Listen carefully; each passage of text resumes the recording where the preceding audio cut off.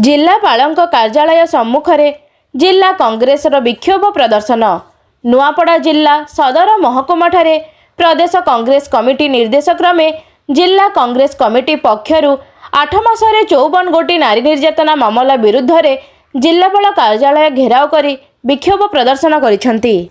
राज्य रे आईन श्रृंखला व्यवस्था विपर्यस्त होई जाइथिबा बेले सरकार नागरिकंकु सुरक्षा देबारे विफल होइथिबा नै आयोजित सभारे वक्ता माने तीव्र असंतोष प्रकट करिसंती। एही उपलक्षे एक विशाल शोभायात्रा नुआपड़ा सहर परिक्रमा करिथिबा बेले जिल्लापाल कार्यालय सम्मुखरे विक्षोभ सभा अनुष्ठित होई जाइछि। नारी निर्यातना बंद करिबा नै मुख्यमंत्री को प्रश्न करिसंती। ओडिशा राज्यपालଙ୍କ उद्देश्य रे एक दाबीपत्र अतिरिक्त जिल्लापाल को प्रदान करिसंती।